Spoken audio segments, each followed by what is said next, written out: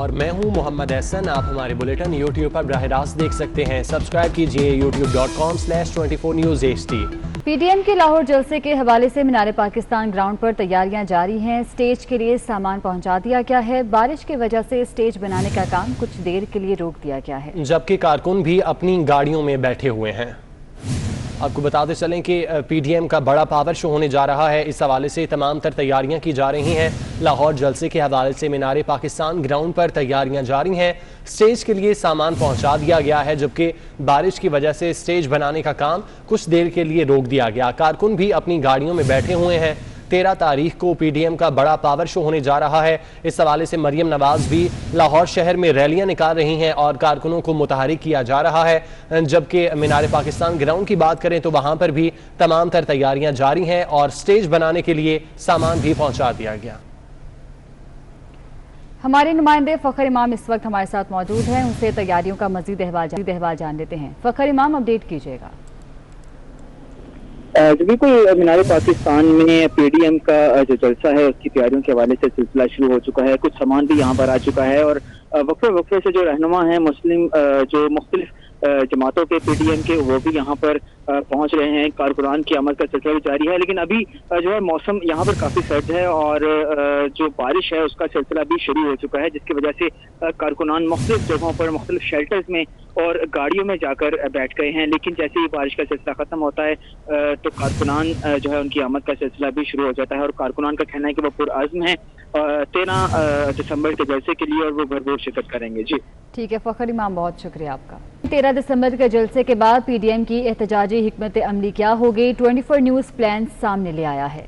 4 صوبوں میں شہر احتجاج ہوگا. تفصیلات جان لیتے ہیں. عثمان خان ہمارے ساتھ موجود ہیں. جی عثمان. جی بالکل، پی ڈی ایم کے زیر اہتمام 13 دسمبر کے بعد اگلی حکمت عملی کا 24 نیوز نے پتہ لگایا، جس کے مطابق 4 صوبوں کے مختلف ڈویژن میں احتجاجی مظاہرے کیے جائیں گے. سڑکوں کو بند کیا جائے گا اور اس کے بعد لوگوں کو لانگ مارچ کرنے شامل ہونے کی دعوت دی جائے گی. جب یہ مظاہروں کا سلسلہ مکمل ہو جائے گا اس کے بعد لانگ مارچ کا آغاز ہو جائے گا. جی ٹھیک ہے عثمان، بہت شکریہ آپ کا. پی ڈی ایم جلسہ روکنے کے لیے پنجاب حکومت نے پلان بنا لیا. جلسے سے پہلے مسلم لیگی قیادت کو نظر بند کر دیا جائے گا. تفصیلات جانتے ہیں. عرفان ملک ہمارے ساتھ موجود ہیں. عرفان، بتائیے گا.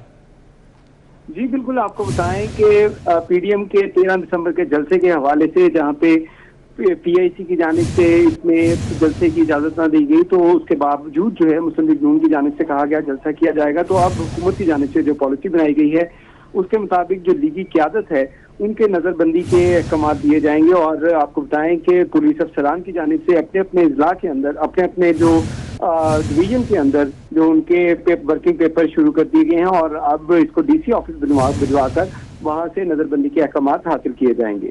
احکامات حاصل کیے جائیں گے. عرفان، بہت شکریہ. وفاقی کابینہ میں رد و بدل کر دی گئی. بریگیڈیئر ریٹائرڈ اعجاز شاہ سے وزارت داخلہ کا قلمدان لے کر شیخ رشید کو سونپ دیا گیا. مشیر خزانہ ڈاکٹر عبدالحفیظ شیخ نے بطور وفاقی وزیر حلف اٹھا لیا. بریگیڈیئر ریٹائرڈ اعجاز شاہ کو نارکوٹکس کنٹرول اور اعظم سواتی کو وزیر ریلوے بنا دیا گیا. شیخ رشید کو اپوزیشن کو روکنے کا ٹاسک بھی مل گیا. آپ کو بتاتے چلیں کہ وفاقی کابینہ میں رد و بدل کی گئی ہے. بریگیڈیئر ریٹائرڈ اعجاز شاہ سے وزارت داخلہ کا قلمدان لے کر شیخ رشید کو سونپ دیا گیا. وزیراعظم عمران خان نے وفاقی کابینہ میں ایک بار پھر تبدیلیاں کرتے ہوئے 3 اہم وفاقی وزراء کے قلمدان تبدیل کر دیے. وفاقی وزیر شیخ رشید کو وزارت داخلہ جبکہ بریگیڈیئر ریٹائرڈ اعجاز شاہ کو نارکوٹکس کنٹرول کا قلمدان سونپ دیا گیا. سینیٹر اعظم سواتی کو وزیر ریلوے بنا دیا گیا. کابینہ ڈویژن نے نوٹیفیکیشن جاری کر دیے. وفاقی وزیر ریلوے شیخ رشید اور بریگیڈیئر ریٹائرڈ اعجاز شاہ نے وزیر اعظم سے علیحدہ ملاقات کی. ملاقات میں اپوزیشن کے جلسوں، استعفوں اور لانگ مارچ پر تبادلہ خیال کیا گیا. وفاقی وزیر داخلہ شیخ رشید احمد کا کہنا ہے کہ وزیر اعظم نے انہیں پی ڈی ایم سے نمٹنے کا ٹاسک سونپا ہے. انہوں نے کہا کہ وہ انتہائی اہم ذمہ داری بخوبی نبھانے کی کوشش کریں گے. وزارت داخلہ ایک ایسے وقت میں عمران خان نے مجھے ذمہ داری دی ہے کہ اللہ کی مدد کی بھی ضرورت ہے اور محنت کی ضرورت ہے. انشاءاللہ تعالی हम इस मुल्क में स्टेबिलिटी लाएंगे। वज़राए का दावा है कि ब्रिगेडियर रिटायर इजाज शाह नवंबर 2019 और रवां बरस 16 नवंबर को मजहबी जमात का धरना रोकने में नाकाम रहे थे, मगर वजारत दाखिला के तर्जुमान के मुताबिक इजाज शाह ने खराबी सेहत और भाइयों की वफात की वजह से वजारत दाखिला की जिम्मेदारी जारी न रखने की दरख्वास्त की थी। उधर इस्लामाबाद हाई कोर्ट के अहकामात के बाद डॉक्टर अब्दुल हफीज शेख ने बतौर वफाकी वजीर हलफ उठा लिया। ऐवान सदर में मुनक्किदा तकरीब में उनसे सदर मुमलिकत डॉक्टर आरिफ अलवी ने हलफ लिया। डॉक्टर अब्दुल हफीज शेख को आइन के आर्टिकल 90(1) के तहत 6 माह के लिए वजीर बनाया गया है। ज़राए का कहना है कि उन्हें आइंदा सेनेट इंतखाबात में सेनेटर मुंतखब कराया जाएगा। वज़ीर-ए-आज़म इमरान खान फिरदौस शमीम नकवी और हलीम आदिल शेख से नाला हो गए। गवर्नर सिंध ने पार्टी रहनुमाओं को किसी भी रहनुमा की सेनेटरशिप की मुहिम चलाने से रोक दिया और कहा कि सिंध से अब्दुल हफीज शेख को सेनेटर बनवाया जाएगा। इजलास में अरकान असम्बली ने एक दूसरे पर करप्शन इल्जामात की भरमार कर दी।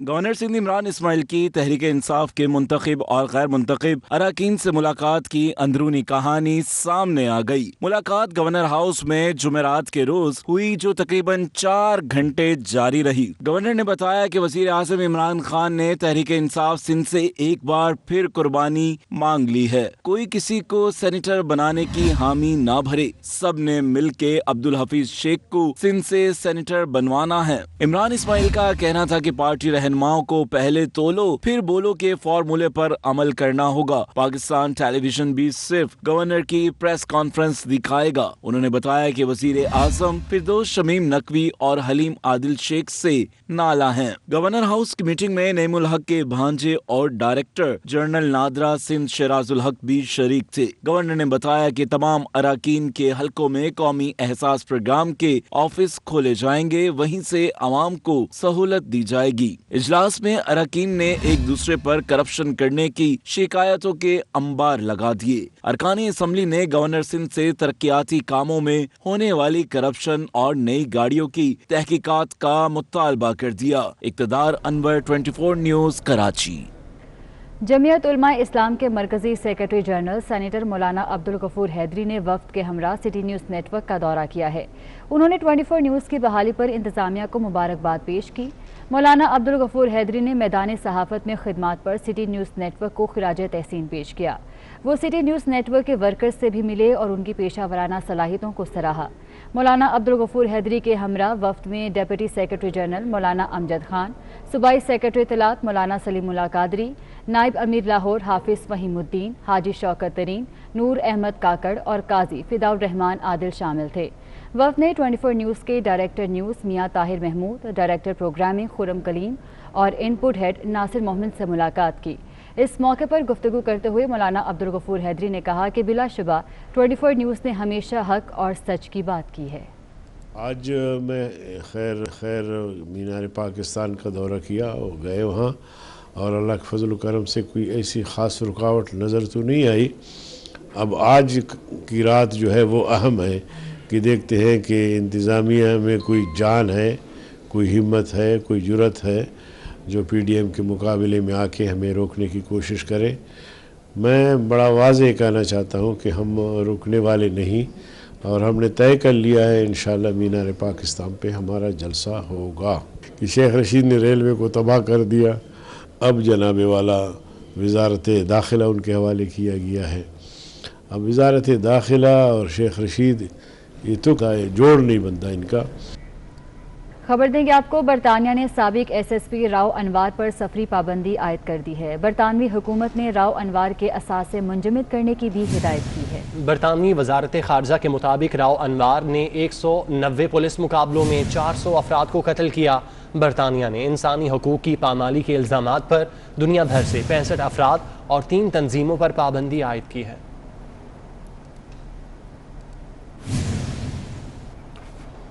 आगे बढ़ें। इस्लामाबाद हाई कोर्ट ने वजारत मौसमियाती तब्दीली और वाइल्ड लाइफ बोर्ड को रीछों की मुंतकिली से मुतालिक फैसला करने का आखिरी मौका दे दिया।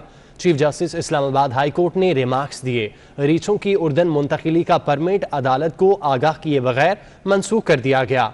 अदालती फैसले की खिलाफ वर्जी की तो तौहीन अदालत की कार्रवाई होगी। तफसीलात एहतशाम कियानी की रिपोर्ट में देखिए। Chief justice Islamabad high court justice Athar Minallah ने रीछों की मुंतकिली से इनकार पर तौहीन अदालत की दरख्वास्त पर समाअत की।